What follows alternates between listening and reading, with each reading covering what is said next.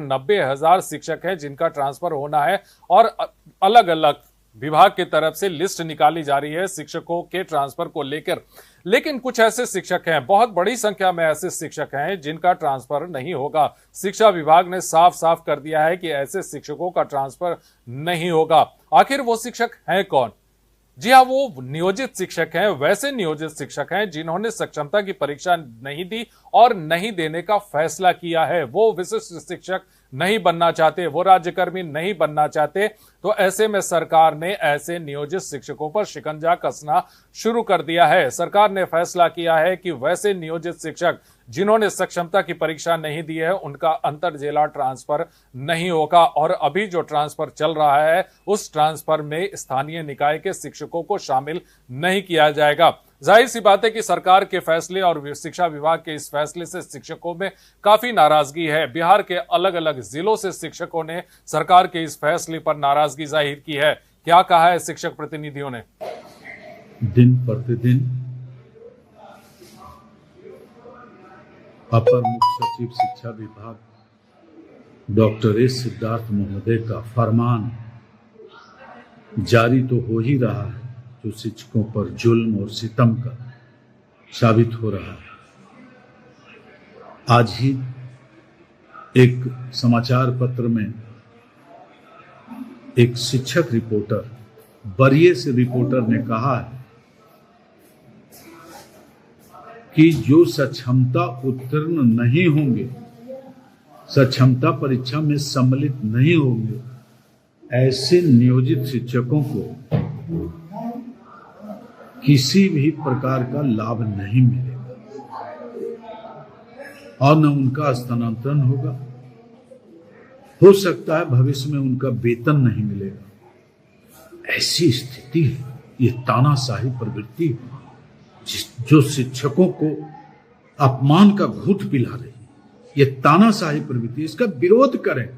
क्षमता परीक्षा नहीं देंगे उनको स्थानांतरण का लाभ नहीं दिया जाएगा। भाई सरकार दे कहाँ रही है स्थानांतरण का लाभ?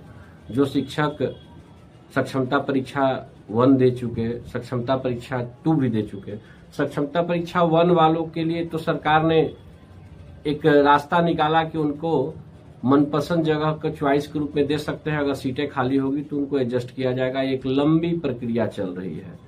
कह सकते हैं कि स्थानांतरण की जो नीति सरकार ने लाई है एक लंबी प्रक्रिया के तहत है। देखिए उसमें कितने लोगों को लाभ होता है। जो इच्छुक लोग हैं उनको लाभ मिल जाए, ये बहुत बड़ी बात हो जाएगी। मेरा ये कहना है कि शिक्षा विभाग शिक्षकों को सुधारने के लिए जितने प्रयोग करती है, शिक्षकों में खामियां निकालने के लिए जितने प्रयोग करती है, शिक्षकों को प्रताड़ित करने के लिए जितने प्रयोग करती है, उनमें अगर थोड़ा सा भी संवेदनशीलता होता तो शिक्षकों को उनके वाजिब चीजों के लिए इतनी परेशान करने की आवश्यकता नहीं पड़ती, इतने प्रयोग की आवश्यकता नहीं पड़ती। आप देखिए माननीय एससीएस महोदय ने एक शिक्षकों के नाम संदेश दिया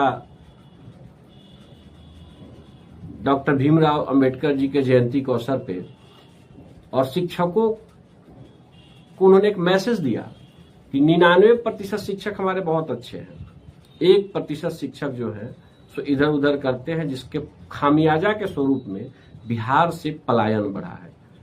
भाई मैं इस चीज को एक्सेप्ट कर सकता हूं तब जब आप शिक्षकों के लिए कभी अच्छा सोचे होते हैं। अब कहने की बात तो मैं वर्तमान एससीएस साहब के ऊपर सवाल नहीं उठा रहा हूं, मैं सवाल उठा रहा हूं विभाग की नीयत पे। बिहार सरकार के द्वारा वर्तमान में एक आदेश निर्गत किया गया है जिसमें यह कहा गया है सक्षमता पास शिक्षक शिक्षिकाओं का ही स्थानांतरण किया जाएगा। जो सक्षमता पास नहीं की हैं वे स्थानांतरण से वंचित रखे जाएंगे। बिहार सरकार जब पूर्व में ही यह आदेश निर्गत कर चुकी है कि जिन शिक्षक शिक्षिकाओं को सक्षमता परीक्षा देना है वे सक्षमता परीक्षा पास करेंगे तो विशिष्ट शिक्षक बन जाएंगे, और जो परीक्षा नहीं देंगे वे नगर निकाय के ही शिक्षक बने रहेंगे। फिर जब सरकार के द्वारा शिक्षकों से स्थानांतरण के लिए ऑनलाइन आवेदन की मांग की गई, शिक्षक शिक्षिकाओं के द्वारा दे दिया गया। और अब सरकार जो कह रही है कि सिर्फ सक्षमता पास शिक्षकों का ही स्थानांतरण किया जाएगा, यह कहीं से ही न्यायोचित नहीं है। सरकार को निकाय के शिक्षकों का भी स्थानांतरण करना चाहिए। स्थानांतरण में विशिष्ट, बीपीएससी और फिर नियोजित शिक्षकों में भेदभाव करना कहीं से भी विभाग और सरकार की सेहत के लिए अच्छा नहीं है। हम बिहार सरकार के माननीय शिक्षा मंत्री, माननीय मुख्यमंत्री और प्राथमिक निदेशक और एसीएस साहब से मांग करना चाहता हूं कि स्थानांतरण के क्रम में निकाय के शिक्षकों से भेदभाव कतई स्वागत योग्य नहीं है। बिहार राज्य प्राथमिक शिक्षक संघ इसका घोर निंदा करता है, विरोध करता है और मांग करता हूं कि निकाय के शिक्षकों को भी विशिष्ट और बीपीएससी शिक्षकों की भांति अंतर जिला स्थानांतरण में प्राथमिकता दी जाए।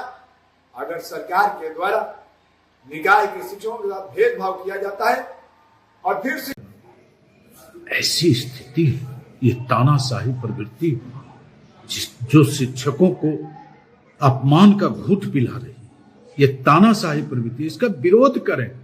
क्षमता परीक्षा नहीं देंगे उनको स्थानांतरण का लाभ नहीं दिया जाएगा।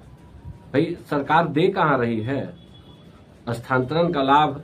जो शिक्षक सक्षमता परीक्षा 1 दे चुके, सक्षमता परीक्षा 2 भी दे चुके, सक्षमता परीक्षा 1 वालों के लिए तो सरकार ने एक रास्ता निकाला कि उनको मनपसंद जगह का चॉइस के रूप में दे सकते हैं। अगर सीटें खाली होगी तो उनको एडजस्ट किया जाएगा। एक लंबी प्रक्रिया चल रही है। कह सकते हैं कि स्थानांतरण की जो नीति सरकार ने लाई है एक लंबी प्रक्रिया के तहत है। देखिए उसमें कितने लोगों को लाभ होता है।